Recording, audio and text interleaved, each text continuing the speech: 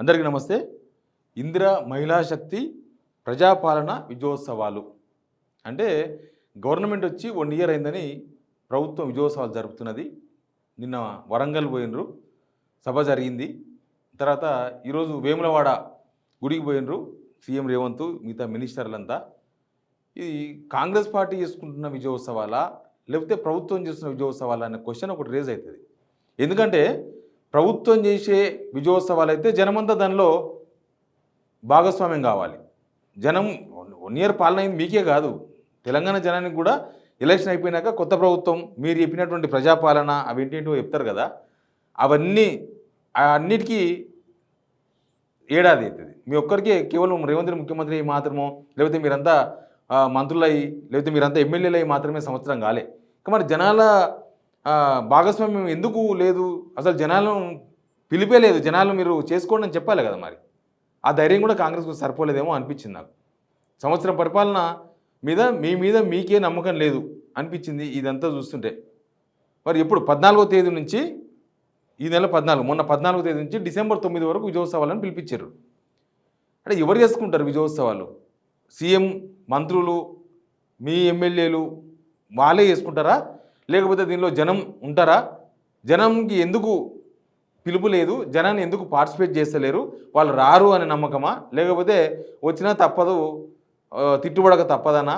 ఏమో తెలియదు. కానీ జనాలు లేని ఏడాది విజయోత్సవాలు జరుపుతున్నది కాంగ్రెస్. ఇక నిన్న వరంగల్ జరిగిన సభ అయితే చాలా విచిత్రంగా కనిపించింది. అది కాంగ్రెస్ పార్టీ నిర్వహిస్తున్నదా, గవర్నమెంట్ నిర్వహిస్తున్నదా అనేది ఒక పెద్ద క్వశ్చన్. గవర్నమెంట్ ప్రోగ్రామ్ అది. గవర్నమెంట్ ప్రోగ్రామ్ అంటే సీఎస్ ఉంటారు, తర్వాత మిగతా వాళ్ళు ఉంటారు, ప్రోటోకాల్ ఉంటుంది కదా, మినిమం ప్రోటోకాల్. మొట్టమొదటి సభ పెట్టినరు, ఓ 3 మినిస్టర్లు డుమ్మా కొట్టినరు. దామోదర నరసింహ, ఉత్తమ్ కుమార్ రెడ్డి వాళ్ళంతా తుమ్మల నాగేశ్వరరావు వీళ్ళు 3 పోలేదు. మిగతా మినిస్టర్లు కనిపించిండ్రు. అసలు ప్రభుత్వ ప్రధాన కార్యదర్శి మేడం, ప్రభుత్వ ప్రధాన కార్యదర్శికే సీట్ లేదు. మేడం మాట్లాడినరు, ఇక్కడ స్వాగతోపన్యాసం చేసినారు. చేసిన తర్వాత ఇంకా వెనుకమే కూర్చున్నారు. ఇంకా ముందర లేదు. ముందర ఎందుకు లేదు ప్లేస్ అంటే ముందర మొత్తం అమాత్యులే కూర్చున్నారు. అమాత్యులు వాళ్ళు వీళ్ళు. ఇంకో చూడండి, ఇంకా కొద్దిగా జూమ్ ఇంకో వరుసగా వీళ్ళే కూర్చున్నారు. వేం నరేందర్ రెడ్డి, సీతక్క, కొండా సురేఖ, ఇంకా మిగతా మినిస్టర్లు వాళ్ళు వీళ్ళు వాళ్ళే కూర్చున్నారు. తర్వాత చోటమూట నాయకులు కూడా వేదిక మీద కూర్చున్నారు. చోటమూట నాయకులు కూడా చాలామంది కూర్చున్నారు. ఇంకో మినిస్టర్ పొన్నం ప్రభాకర్, జూపల్లి, తర్వాత మదియాస్కి గారు, ఇంకో ఎంపీ కడియం కావ్య, మొత్తం వీళ్ళే. అదో కాంగ్రెస్ పార్టీ కార్యక్రమం లాగా మొత్తం వాళ్ళే కూర్చున్నారు. సీఎస్ లేదు. పోనీ వరంగల్ కదా, వరంగల్ మేయర్ ఎక్కడుంది? మేయర్ గుండు సుధారాణి, ఇంకో పిసిసి ప్రెసిడెంటు, ఎమ్మెల్సీ కాబట్టి పిలిచారు అనుకుందాం. ఇది కాంగ్రెస్ పార్టీ కార్యక్రమం ఇది అందుకే జనాలు కూడా ఏం సంబంధం లేదు. ఏనో ఒక్క దగ్గర ఈ వీడియోలో ఒక దగ్గర ఎక్కడో గుండు సుధారానికి అనిపించింది. ఆమె కూడా సీట్ లేదు, అసలు సీటే లేవు, కుర్చీలే లేవు వాళ్ళకు. పోయి ఎక్కడో వెనకాల మళ్ళీ వెనకాల కూర్చోవలసి వచ్చింది. అంతే తప్ప మరి వాళ్ళ దగ్గరకు పోయి వాళ్ళకే గౌరవం ఇవ్వకపోతే అదేందో. ఆమె మేయర్ కూడా కదా. ఇంకా మళ్ళీ ఆమె కనిపిస్తే ఒట్టు, మళ్ళీ చీఫ్ సెక్రటరీ కనిపిస్తే ఒట్టు. చీఫ్ సెక్రటరీ కనవల్లే, గుండు సారాన్ని కనవల్లే. వీళ్ళెవరికి ఆడ సీట్లు లేవు కాబట్టి వెనకపోయి కూర్చున్నారు. అసలు నిన్న మొత్తం రచ్చ. నాకు నిన్న ఎవరో ఫోన్ చేస్తున్నారు, ఉప్పల్లో రింగ్ రోడ్డు ఎల్బినార్లో అసలు బస్సులు లేవు సార్, గంటలు వెయిట్ చేస్తున్నామంటే ఏడనే బస్సులనే వరంగల్ పోయినాయి. దాదాపు 150-200 బస్సులు అని చెప్తున్నారు. ఇటుకెళ్ళి వరంగల్ పోయే బస్సులు, అటు నల్గొండ పోయే బస్సులు మొత్తాన్ని వరంగల్ స్పెషల్ ప్రోగ్రామ్ జనాలను తరలించారు. పాపం తరలించిన ఆ జనాలకు గౌరవం కూడా ఇవ్వలేదే. గౌరవం అని ఇవ్వాలి కదా. ఆయన స్పీచ్ కూడా చెప్తా. ఇగో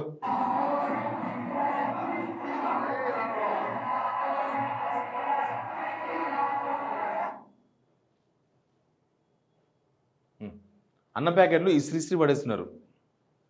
సరే వీళ్ళు పైసలు పెట్టే తీసుకుపోయినరు, 400-500 ఇచ్చి. గవర్నమెంట్ ప్రోగ్రామ్ కూడా పైసలు ఇచ్చే తీసుకుపోతారు. అదే ఉన్న మజా దానిలో. అన్నం ప్యాకెట్ ఎట్లా పడేస్తున్నారు, ఏదో వరదబాతిలో పడేసినట్టు. ఇంకా మనలో వీళ్ళని కూడా మనం తప్పదు.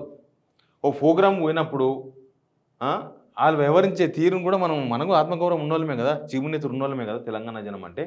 అట్లా ఎట్లా పడితే అట్లా ఏదో ఇసురు పడేస్తే క్యాచ్లు పట్టుకొని వచ్చి అబ్బా దొరికిందని సంతోషపడుతున్నారు.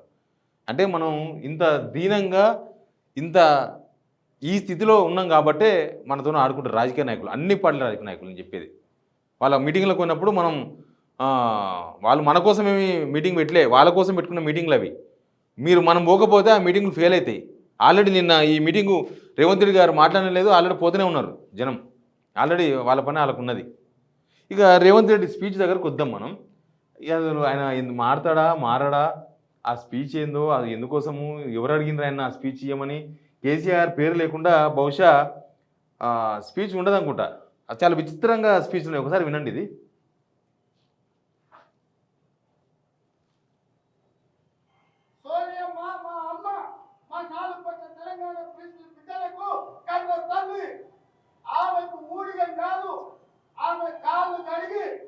నీళ్లు నెత్తి మీద చల్లుకున్నా అది తక్కువనే అవుతుంది. కిషన్ రెడ్డి ఇప్పటికైనా నీ పాపాలు కడుక్కోవడానికి రా. సోనియమ్మ కాళ్ళు కడిగి మన ఇద్దరం నెత్తి మీద చల్లుకుంటూ. ఎప్పటి నుంచి సోనియమ్మ ఈయనకు అమ్మ అయిందంటే 2017 జాయిన్ అయింది అప్పుడే కదా కాంగ్రెస్లో. అప్పటి నుంచి అమ్మ అంటే ఈయనకి ఇప్పుడు ఎంత వయసు, 7 సంవత్సరాల వయసు ఉన్న పిల్లగాడిన. సోనియమ్మకు 7 సంవత్సరాల పిల్లగాడు రేవంత్ రెడ్డి. అంతకుముందు దయ్యం ఉన్నాయి కదా, మస్తు తిరుగుతున్నాయి కదా వీడియోలు. అంతకుముందు దయ్యము అన్నేనే బలిదేవత సోనియా గాంధీ. ఈయన ఇవాళ గుర్తించిండు సోనియా గాంధీ తల్లి అని. తెలంగాణ జనం తెలంగాణ ఇచ్చినప్పుడే సోనియా గాంధీ తల్లి. సరే ఒక 1000 మంది చనిపోయిన తర్వాత నైనా సరే తెలంగాణ ఇచ్చింది, అది చనిపోవడం బాధాకరమే, అది కాంగ్రెస్ పాపమే అని జనాన్ని అట్లా పెట్టుకున్నారు. ఈయన ఇవాళ వచ్చి కొత్తగా చెప్తున్నాడు. ఏ రోటి కాడ ఆ పాట, ఏ చెట్టు కింద ఆ పాట, ఏ ఎండకు ఆ గొడుగు, ఏ వానకు ఆ గొడుగు. నాయన రాజకీయ నాయకులు రంగులు మారుస్తారు, కండువాలు మారుస్తారు అని తెలుసు, కానీ ఈయన చూసినాక రంగులు, కండువాలు, మాటలు నాకు తెలిసి రోజు రోజు ఏమన్నా ముఖాలు మార్చేది ఉంటే ముఖాలు కూడా మార్చుకొచ్చుకుంటుండే. నేను సోనియా గాంధీ గురించి అసలు ఈయన దొరకని వీడియోనే లేదు. కడియం సేర్ గురించి మాట్లాడుతున్నాను నేను. కడియం సేర్ అంటే ఇంత గౌరవం ఉందని అదొక వీడియో దొరికింది. పాత దొవ్వుతే కడియం సేర్ని పిచ్చ తిట్లు తిట్టిండు. దానాగేందర్ను ఆడ ఆ థియేటర్ కాడ బీడీలు అమ్మినోడం లాగానే. ఇంకా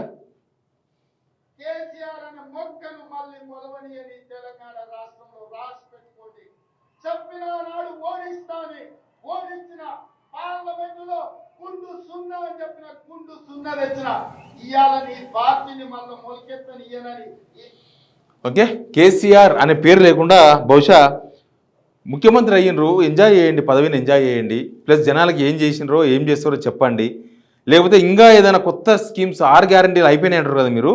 6 గ్యారంటీలు అయిపోయినాయి అన్నప్పుడు ఇంకేమైనా 7వ గ్యారంటీ ఏమైనా అమలు చేస్తారా? రోజు కేసీఆర్ మీద ఏడుస్తే పాపం కేసీఆర్ ఫామ్ హౌస్లో ఉన్నాడు, అయినా సరే ఆయనేమో ముఖ్యమంత్రి అనుకుంటున్నారు జనమంతా కూడా. ఇంకా కేసీఆర్ ముఖ్యమంత్రి అని రేవంత్ రెడ్డి అనుకుంటున్నట్టుగా అనిపిస్తున్నది. రేవంత్ రెడ్డి కేసీఆర్ ముఖ్యమంత్రి అనుకొని రోజు పొద్దుగా లేస్తే ఆయన స్పీచ్ మొదలు పెడితే కేసీఆర్ నిమ్మలంగా ఆయన ఫామ్ హౌస్లో అనుకున్నాడు. ఆయన ఆడ ఉండి ఏం చేయాలో, ప్రతిపక్ష పార్టీ ఏం చేయాలో ఆ పాత్ర మిగతా వాళ్ళ నిలయడంతో చేపిస్తున్నాడు. కానీ ఈయన మాత్రం కేసీఆర్ని వదులుతలేడు.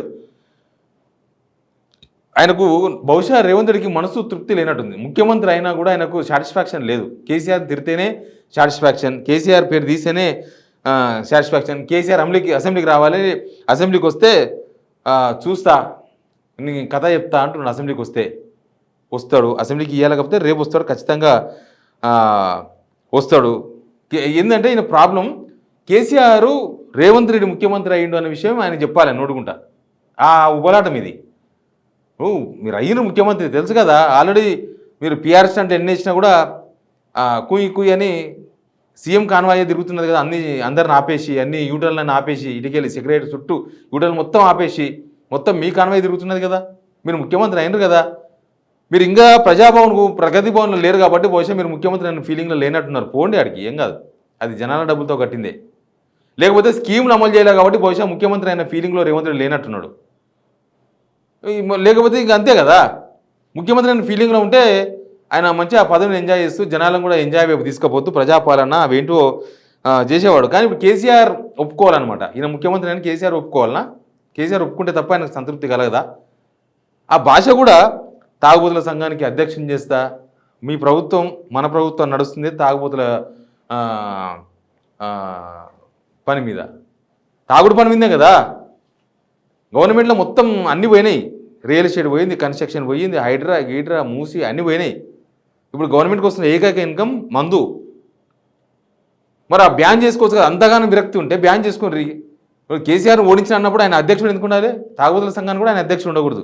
ఒక ముఖ్యమంత్రి, ఒక ప్రభుత్వ కార్యక్రమం, ఇక్కడ అధికారులు అందరూ ఉంటారు, మీరు డబ్బులు ఇచ్చి తీసుకొచ్చిన జనం ఉంటారు, మీ మహిళా మంత్రులు వాళ్ళందరూ ఉంటారు.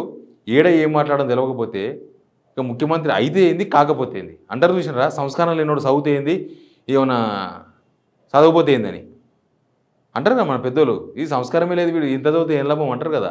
అట్లా మీరు ముఖ్యమంత్రి ఏం లాభం? మీరు సంస్కారవంతంగా లేకపోతే మీరు కేసీఆర్ పేరు తీసుకోవడంలో తప్పులేదు, ఆయన ప్రధాన ప్రతిపక్ష నేత కాబట్టి తీసుకోవాలి. దానికి ఒక సమయం, సందర్భం. తిట్టనికే పొద్దుగా లేసి తిట్టుడికే సరిపోయింది. కాంగ్రెస్ కార్యకర్తలే జీర్ణించుకోలేకపోతుంది మీ తిట్లను. అబ్బా వచ్చిర్రా నాయన, తిరుతారా, వచ్చిర్రా నాయన, బూతులు ఇప్పుడు వినాలి. ఏ సర్టిఫికేట్? టీవీలో అయితే ఏ సర్టిఫికేట్ ఇవ్వ పెట్టాల్సిందే. ఛానల్స్, న్యూస్ ఛానల్స్ ఈయన రాగానే అడల్ట్స్ ఓన్లీ అని పెట్టుకుంటే బెటర్. అందరు యూట్యూబర్స్ కూడా అది పెట్టుకుంటే బెటర్, అడల్ట్స్ ఓన్లీ. చిన్నపిల్లలు ఎవరు చూడొద్దు, కనబడొద్దు. ఇక ఈరోజు వేములవాడ పోయింది కదా, వేములవాడ స్కూల్ మొత్తం బంద్. ఏంటంటే ఆ స్కూల్ బస్సులు మొత్తం జనాలను తరలించడానికి తీసుకుపోయారంట. అఫీషియల్గా వాట్సాప్ గ్రూప్లో పెట్టేశారు. సీఎం ప్రోగ్రామ్ ఉంది, ఈరోజు స్కూల్ సెలవు అని చెప్పేసి పెట్టేశారు. ప్రైవేట్ స్కూల్స్ మొత్తం, ఆ బస్సులోనే స్కూల్స్ మొత్తం. ఇదే ప్రజాపాలన. ఇది ప్రజల కోసం చేస్తున్న సంబరాలు కాదు, వాళ్ళు చేసుకున్న సంబరాలలాగా ఫైనల్గా కనిపిస్తున్నది మొత్తం ప్రోగ్రామ్ అంతా కూడా. Please subscribe signal TV.